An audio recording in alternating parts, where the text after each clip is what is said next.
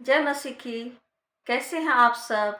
आशा करती हूँ आप सब अच्छे ही होंगे। आज मैं स्वरदूत के बारे में बतलाना चाहती हूँ। आज का जो वीडियो बना रही हूँ, विशेष रूप से मैं स्वरदूत के बारे में मैं बतलाना चाहती हूँ कि स्वरदूत कौन है। स्वरदूत जो कि यूनानी भाषा और इब्रानी भाषा में इसका अर्थ है संदेशवाहक। स्वरदूत दो प्रकार के हैं, अच्छे और बुरे। लेकिन आज हम लोग अच्छे स्वरदूत के बारे में जानेंगे। और अच्छे स्वरदूत के बारे में जानने के लिए आज मैं इस वीडियो के माध्यम से मैं बतलाना चाहती हूँ 7 बातें।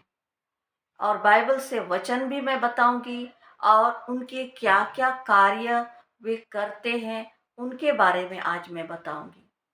पहला बातें हैं, परमेश्वर की स्तुति आराधना करते हैं। ये हम लोग वचन से देखेंगे। इब्रानी 1:6 में, प्रकाशित वाक्य 5 अध्याय के 11 से लेकर के 12 तक। इब्रानी 1 अध्याय के 6 पद में हम लोग देखेंगे, और जब पहलौठा को जगत में फिर लाता है तो कहता है कि परमेश्वर के सब स्वदूत उसे दंडवत करे। आमीन। ये बातें, ये वचन स्वरदूत के बारे में यहाँ कहते हैं कि परमेश्वर की वे आराधना करते हैं और स्तुति करते हैं। और दूसरी बातें हम लोग देखेंगे, प्रकाशित वाक्य 5 के 11 से 12 तक। जब मैंने देखा तो उस सिंहासन और उस प्राणियों और उन प्राचीनों के चारों ओर बहुत से स्वरदूतों का शब्द सुना, जिनकी गिनती लाखों और करोड़ों की थी। और वे ऊंचे शब्द से कहते थे कि वध किया हुआ मेमना की सामर्थ और धन और ज्ञान और शक्ति और आदर और मेमना और धन्यवाद के योग्य हैं। आमीन। इस वचन के द्वारा हम लोग ने समझा कि किस तरह से स्वर्गदूत परमेश्वर की आराधना और स्तुति करते हैं। आइए हम लोग दूसरी बातें देखेंगे। सब यीशु के अधीन हैं। ये बातें हम लोग इफिसियों 1 अध्याय के 20 और 21 पद में हम लोग देखेंगे। जो उसने मसीह के विषय में किया कि उसको मरे हुए में से जिलाकर स्वर्गीय स्थानों में अपनी दाहिनी ओर सब प्रकार की प्रधानता और अधिकार और सामर्थ और प्रभुता के और हर एक नाम के ऊपर, जो न केवल इस लोक में भी आने वाले लोक में भी लिया जाएगा, बैठाया। यहाँ पर स्वर्गदूत के अधीन रह करके परमेश्वर यानी यीशु मसीह परमेश्वर के दाहिनी ओर बैठे हैं। आइए हम लोग इसमें तीसरी बातें हम लोग देखेंगे। उनकी सहायता परमेश्वर से प्रार्थना करने के द्वारा प्राप्त की जा सकती है। मत्ती रचित सुसमाचार के 26 अध्याय के 53 पद में हम लोग देखेंगे, क्या तू नहीं समझता कि मैं अपने पिता से विनती कर सकता हूँ और वह स्वर्गदूतों की 12 पलटन से अधिक मेरे पास अभी उपस्थित कर देगा। यहाँ यीशु मसीह अपने चेलों से कहते हैं, उनको समझाते हैं कि उनकी सहायता से परमेश्वर से प्रार्थना करने के द्वारा प्राप्त की जा सकती है। यानी कि स्वर्गदूत की सहायता से परमेश्वर के पास जो भी हम प्रार्थना करेंगे वो हम प्राप्त कर सकते हैं। यहाँ पर यीशु मसीह अपने चेलों को समझा रहे, क्या तू नहीं समझता कि मैं अपने पिता से विनती कर सकता हूँ और वह स्वर्गदूतों की 12 पलटन से अधिक मेरे पास अभी उपस्थित कर देगा। यीशु मसीह अपने चेलों को अच्छी तरह से समझाते हैं कि स्वर्गदूत किस तरह से सहायता करते हैं। ये बातें हम लोग समझेंगे। ये वचन बहुत ही महत्वपूर्ण वचन है। इससे मुझे बहुत ही सामर्थ और सीख मिल रही है कि जब हम प्रार्थना करते हैं तो यहाँ पर यीशु मसीह बोलते हैं अपने चेलों के कि अपने पिता से विनती कर सकता हूँ और वह स्वर्गदूतों की 12 पलटन से अधिक मेरे पास अभी उपस्थित कर देगा। ये साधारण बातें नहीं हैं। हम प्रार्थना करें परमेश्वर के पास, यीशु मसीह के पास, वह सचमुच स्वर्गदूतों को भेजेगा हमारे लिए।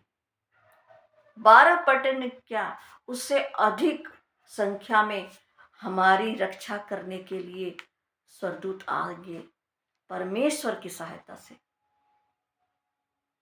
आइए हम लोग चौथी बातें देखेंगे। वे परमेश्वर का न्याय सुनाते हैं।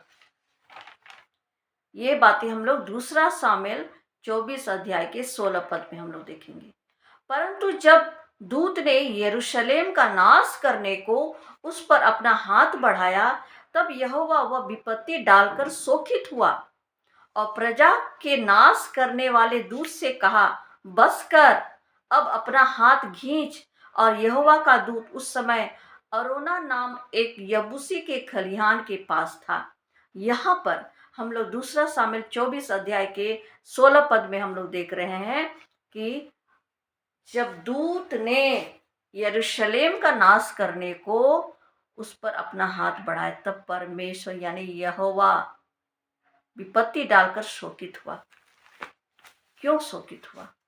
वो अपनी प्रजा को नाश नहीं करना चाहते। अपनी प्रजा से, अपने लोगों से, अपने संतानों से, क्योंकि हम उनके संतान हैं। उन्होंने हमें रचा है, बनाया है, इस धरती पर हमें भेजा है। उनको कतई उनको अच्छा नहीं लगता है परमेश्वर को कि हम उनके द्वारा नाश हो जाएं।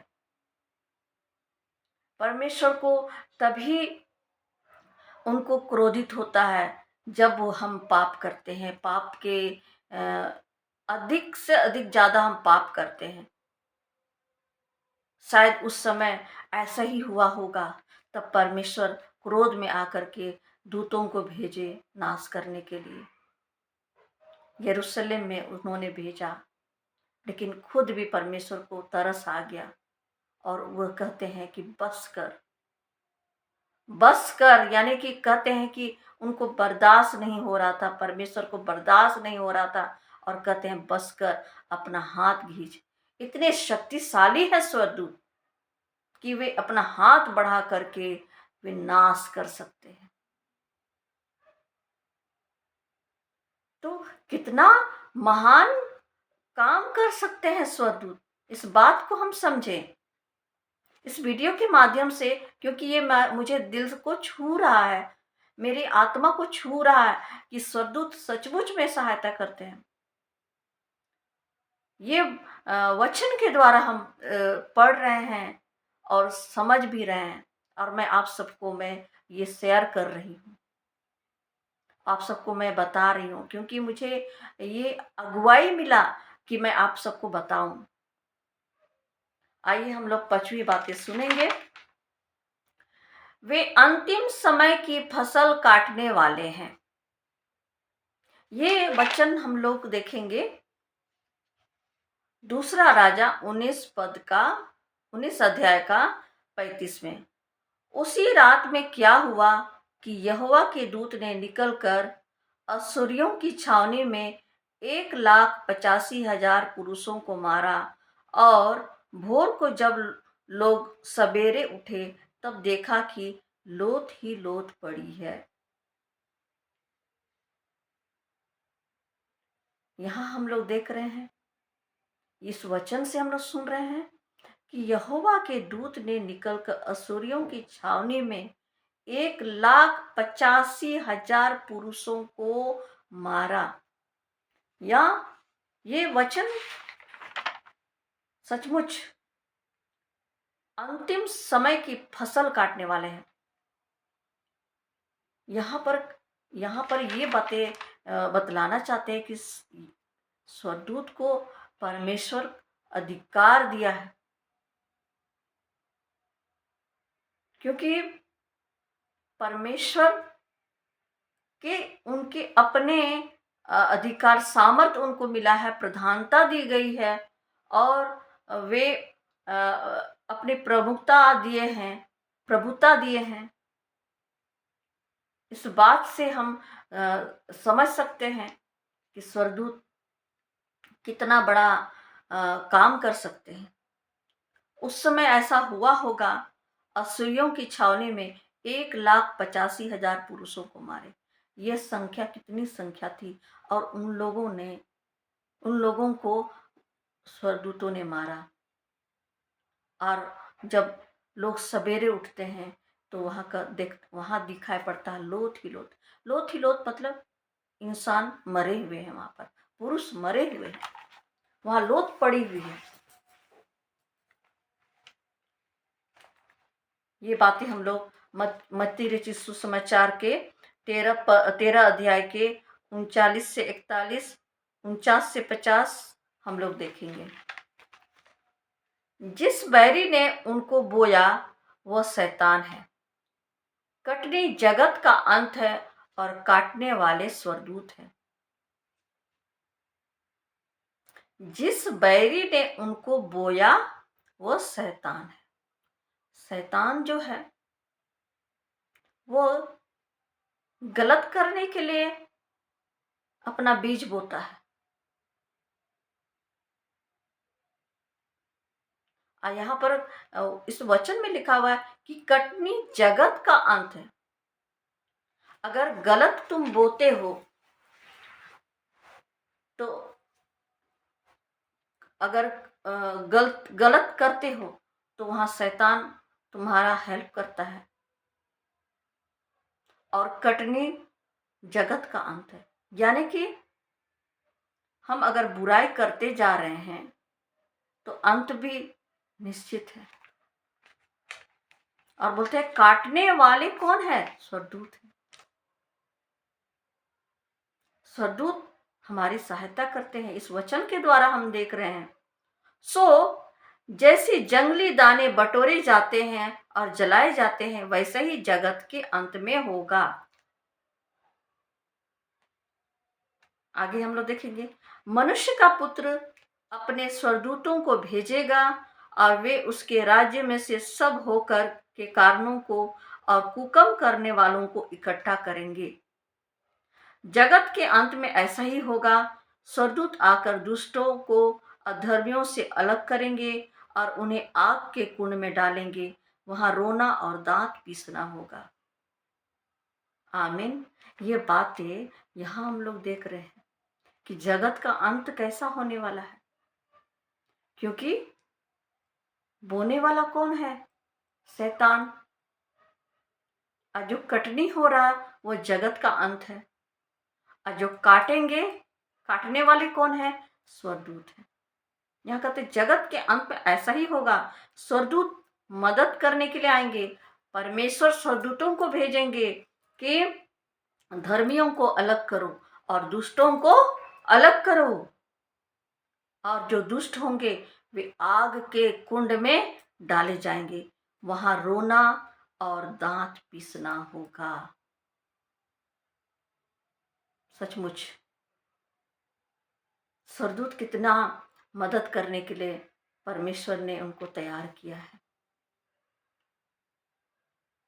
इसमें मैं मत्ती रचित सुसमाचार 24 के 31 में देखूंगी, और वह तुरही के बड़े शब्द के साथ अपने दूतों को भेजेगा, वे आकाश के इस छोर से उस छोर तक चारों दिशाओं से उसके चुने हुओं को इकट्ठा करेंगे। आमीन। यहाँ तो बातें हम लोग देख रहे हैं कि स्वर्गदूत क्या कर रहे हैं?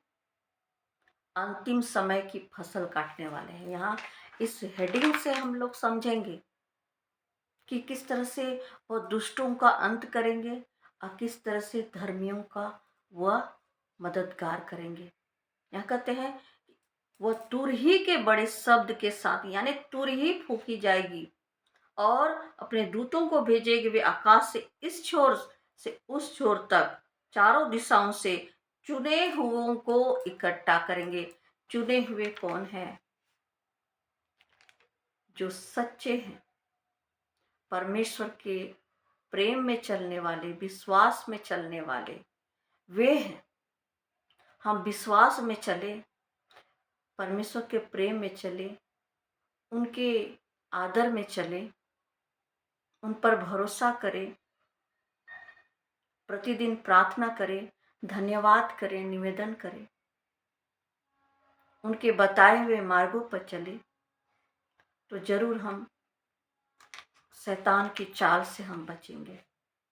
हम नरक के कुंड में नहीं जाएंगे, आग के कुंड में नहीं जाएंगे। हम अंतिम समय में हम दूतों द्वारा आग के कुंड में ना जा सके, बल्कि परमेश्वर कहते हैं हम चुने हुए लोग की तरह हम सामने ईश्वर के सामने हम जाए। हम प्रतिदिन ईश्वर की आराधना करें, जैसे स्वर्गदूत आराधना करते हैं, भजन गाते हैं, स्तुति करते हैं, हम भी वैसा ही करें। परमेश्वर आनंदित होते हैं हमारी प्रार्थनाओं को सुन करके। फिर हम लोग देखते हैं छठा बातें, बच्चों को देखते हैं। कैसे देखते हैं बच्चों को? काना होकर जीवन में प्रवेश करना तेरे लिए इससे भला है कि 2 आंख रहते हुए तू नरक की आग में डाला जाए। ये बातें मत्ती रचित सुसमाचार 18 अध्याय के 10 पद में है। काना होकर जीवन में प्रवेश करना तेरे लिए इससे भला है कि 2 आंख रहते हुए तू नरक की आग में डाला जाए। यहाँ पर परमेश्वर कहते हैं बच्चों को देखते हैं। बच्चे कौन हैं? हम सभी हैं। यहाँ पर वाक्य छोटी है लेकिन बातें बहुत बड़ी हैं। हम बच्चे हैं, इसलिए एक छोटी सी बातें यहाँ पर हम बतला रहे हैं, मैं बतला रही हूँ कि बच्चों को देखते हैं, यानी हम बच्चे हैं उनके। यहाँ काना होकर यानी कि हम अंधे होकर जीवन में प्रवेश करना तेरे लिए उससे भला है कि तू आंख रहते हुए तू नरक की आग में डाला जाए। यानी कि हम आंख रहते हुए देखते हुए भी हम बुरा कार्य करते हैं। तो यहाँ पर परमेश्वर यीशु मसीह बोलते हैं कि तू आंख रहते हुए तू नरक की आग में डाला जाए। यानी कि हम अंधे बन करके, आंख रहते हुए भी हम अंधे जैसा व्यवहार करते हैं, कार्य करते हैं। आइए हम 7वीं बातें देखेंगे। परमेश्वर की लोगों की रक्षा करते हैं। यहाँ अंतिम बात मैं 7वीं बातें बतला रही हूँ कि परमेश्वर जो है अपने लोगों की रक्षा करते हैं। कैसे रक्षा करते हैं? आइए हम लोग सुनते हैं। दानियल पाठ के 6 अध्याय के 22 पद में, मेरे परमेश्वर ने अपना दूत भेजकर सिंहों के मुंह को ऐसा बंद कर रखा कि उन्होंने मेरी कुछ भी हानि नहीं की। इसका कारण यह है कि मैं उसके सामने निर्दोष पाया गया, और हे राजा, तेरे सम्मुख भी मैंने कोई भूल नहीं की। यह दानियल के बारे में हम लोग सुने हैं कि उनको सिंह के माद में उनको डाला गया था। वहाँ के जो राजा थे, दानियल के बारे में उन्होंने सुना कि यह धर्मी जन है, प्रार्थना करता है, परमेश्वर से निवेदन करता है। वहाँ के राजा को इस बात की रास नहीं आई और उनकी परीक्षा ली कि उन्होंने उनकी परीक्षा लेने के लिए कि सचमुच ये परमेश्वर का दास है या नहीं, और उनको सिंह के मुंह में ढकेल दिया। लेकिन यहाँ वचन कहता है कि परमेश्वर ने अपने दूत भेजकर सिंहों के मुंह को ऐसा बंद कर दिया, या दूतों ने कार्य किया। परमेश्वर तो कार्य किए ही किए, लेकिन वह अपने दूत को भेजे। हम अपने जीवन में अगर हम किसी भी मुश्किल में पड़े हुए हैं, बहुत बड़ी हमारे जीवन में बहुत सारी दुखें या परेशानी आ गई है, या अचानक ऐसा जगह में हम पहुंच गए हैं कि हम दिमाग से काम नहीं कर पा रहे हैं, हम सोच से बाहर हो गए हैं, पता नहीं मेरा क्या होगा। तो ज़रूर ये वचन हम पढ़ेंगे और समझेंगे कि यहाँ पर परमेश्वर ने अपने दूत को भेज करके वह सिंहों के मुंह, यहाँ बोलता है सिंहों के मुंह को ऐसा बंद कर दिया कि उसकी कुछ हानि नहीं कर सका। वैसा ही हम भी अगर किसी ऐसी जगह में, ऐसी परिस्थिति में, हम कठिन परिस्थिति में अगर हम जाते हैं, तो उस समय हम अपने परमेश्वर से प्रार्थना करें कि प्रभु आप अपने दूतों को भेज, आप मुझे हानि से बचाइए। ऐसा ही होगा। अब वह निर्दोष पाया गया क्योंकि वह परमेश्वर का भक्त था, इसलिए वह निर्दोष पाया गया। और वह राजा से कहता है कि तेरे सम्मुख भी मैंने कोई भूल नहीं की। वह निर्दोष व्यक्ति था, दानियल जो है निर्दोष व्यक्ति था, और इसलिए उन्होंने साफ साफ कहा राजा के पास कि तेरे सम्मुख भी मैंने कोई भूल नहीं की, परमेश्वर के सम्मुख भी कोई भूल नहीं की। और दानियल जो है राजा के सामने भी कहता है कि मैंने कोई भूल नहीं की।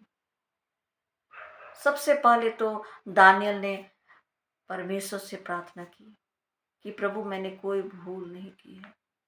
परमेश्वर को तरस आया और उन्होंने अपने दूतों को भेजा। इसमें मैं आगे भी बातें बताऊंगी। भजन संहिता 34 का 7 में, यहोवा के डरवैयों के चारों ओर उसका दूत छावनी किए हुए उनको बचाता है। छावनी का अर्थ क्या होता है? छावनी मतलब चारों ओर से आपको घेरता है। हम परमेश्वर के डरवैये हैं, हम उनके बच्चे हैं, हम उनके डर भय में चलते हैं। इसलिए यहाँ पर वचन का अर्थ है, डरवैयों का अर्थ है यानी कि हम उसके डर भय में चलते हैं। और सचमुच वो अपने दूतों को भेजता है हमारे चारों ओर, अब छावनी बना करके वो हमारी रक्षा करता है। इस प्रकार से हम लोगों की रक्षा करते हैं, परमेश्वर अपने लोगों की रक्षा करते हैं। इस बात से मैं विश्वास करती हूँ कि आप सब